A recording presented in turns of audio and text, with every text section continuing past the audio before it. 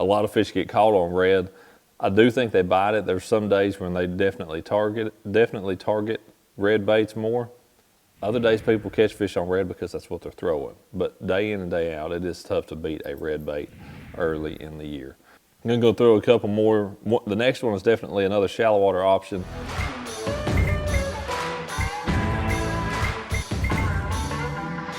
All right, hey everybody, welcome back. And we are here at the start of the month of February. And it's hard to believe that it's here already, but you know, this is one of those kind of months where you really start getting into that fishing season. A little bit further south, I mean, y'all never really got out of it, but here in East Tennessee, this is that time of the year where you really start getting a few of those nice days, and I think everybody starts to get that itch to get back out there, you know.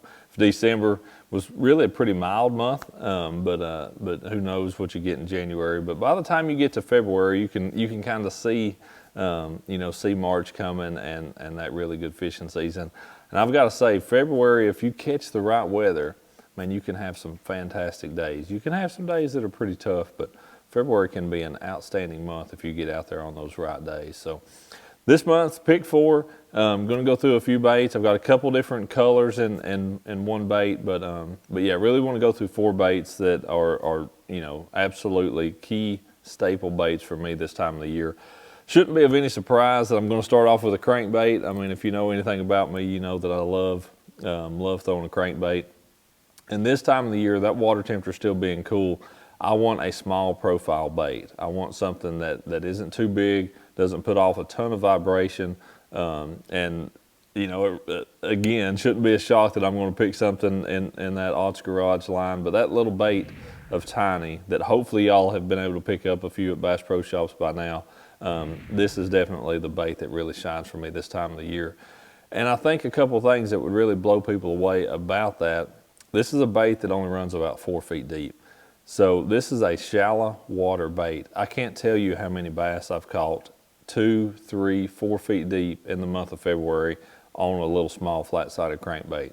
For years and years, it was a number 5 Shad wrap. Sometimes I'd step up to a number 6 if I had to fish out there real deep, in that 4 to 6 foot range.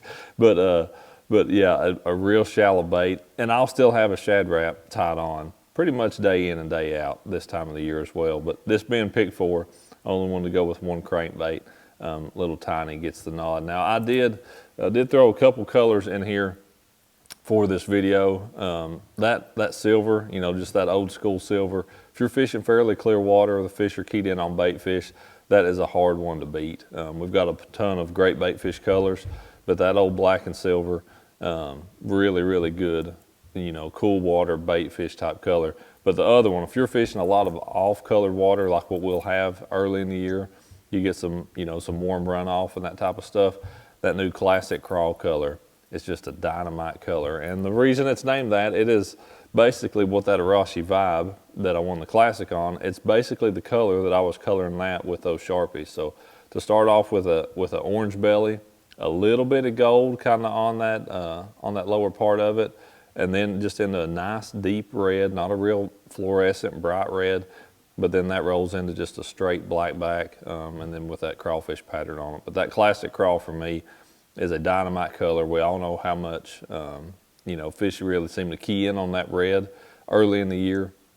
Red is a great color in that February time frame. So a lot of fish get caught on red. I do think they bite it. There's some days when they definitely target red baits more. Other days people catch fish on red because that's what they're throwing. But day in and day out, it is tough to beat a red bait early in the year. So from a crankbait, kind of what's your next options? I'm gonna go through a couple more. The next one is definitely another shallow water option. And then after that, it kind of gets a little bit more versatile from there. But another shallow water option for me is a spinnerbait. February can be a time of the year where you don't get a lot of bites on a spinnerbait, but the bites you get can be really, really big ones. For me, the time I'm really gonna think spinnerbait is when I've had some warm weather. I've had those days when I expect those fish to really be pulled up shallow, or as if you've had a big rain that was warm rain that's really put a lot of off-colored water, running into those creeks that are feeding into these systems. If you've got that warm runoff, dirty water, man, that's the time I'm going to pick up a spinnerbait and I'm going to get up there super, super shallow. I've had some great experiences with that water running in, being in that 50, 52, 54 degree range, and you know, have some current and flushing in that fresh water, and throwing a spinnerbait is honestly one of the few things you can throw effectively in those type of places. You know, maybe you could a swim jig or a bladed jig, something like that, but spinnerbait comes through that cover really well. A lot of times you'll have a lot of debris in the water, and that's something where you can't really fish a crankbait well. It's hard to fish a lipless bait well, but you can fish that spinnerbait in those situations. But for me, this is exclusively a dirty water thing. Early in the year, I'm not going to throw a spinnerbait in February if that water's clear, period. This is a dirty water thing. So that being in mind, I'm going to use something that's fairly bright. This Nashville Sexy is a great color. But for the blade combination, I want something that's going to make me fish that bait very slow. And that's either going to be this tandem combination with that little Colorado and that very big oversized willow leaf like we put on that Terminator Pro Series spinnerbait, or I'm going to fish the Colorado Indiana version. So it's got that little Colorado in the front, a big Indiana. Something I will do on occasion is I'll actually take that little Colorado blade off and fish strictly that Indiana blade, just a single blade. And I've even got some that are oversized, larger than what comes, and I'll occasionally switch to that. That's a very rare deal, but it does happen every now and again. For that particular situation, one last thing on the spinnerbait, I would be using a Bass Pro Speed Shad as the trailer at that point in time. I would be using probably the 3.8 inch in that February time frame, that really dirty water. Again, my thought process is to slow that bait down. That's going to create more drag than that little Cajun tail trailer. Going to create more drag, create more lift. I can fish that bait slower and keep it in the strike zone of that bass just a little bit longer with more drag on that trailer than that little Cajun trailer. So, all right, the last one that is a shallow water or kind of really opens it up, you know, you could fish this in deeper water, is a jig. It's a Terminator Pro Jig, 1/2 ounce, you know, staple bait there. I could put this in every Pick 4 video and certainly make a case for it. But yeah, that Terminator Pro Jig, excellent for pitching around shallow cover, skipping it under boat docks out in that, you know, any depth range 4 to 40 foot, and fishing it on the bottom under those, or just out casting around in deeper brush piles, rock piles, anywhere that those bass are living. If that's a clear water lake, if that's a muddy water lake and they're in 2 foot of water, they're in 25 feet of water, you can't beat a Pro's jig in that wintertime situation.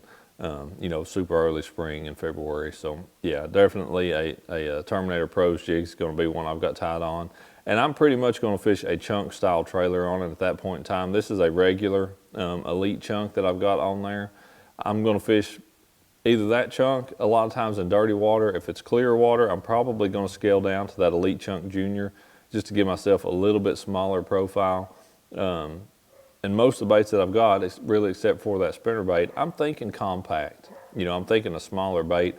That water temperature being cooler, you're just going to get more bites on those smaller profile baits. The fish generally aren't wanting a very large meal when that water temperature is low. So, you know, even I've caught giant bass on any of these small stuff early in the year like that because they're most of the day they just don't want a big, you know, a great big meal. So keep that in mind with that jig. Make it a little bit smaller, a little bit lower profile, smaller profile, and you're going to get more bites with it. Last one, it wouldn't be East Tennessee fishing in that late winter time without mentioning a Demiki style rig. This is actually a VMC Mooney Jig Head. This one is a 1/4 ounce. I'll use a 1/4, but a 3/8 is what really is my go-to for fishing that way.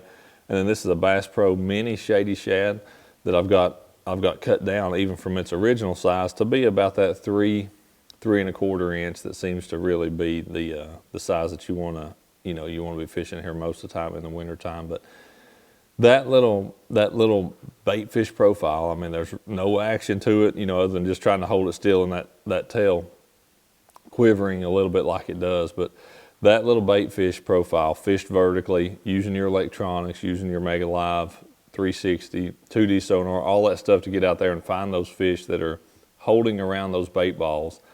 that is such a dynamite way to catch them. And it's primarily a smallmouth deal. It absolutely works on largemouth.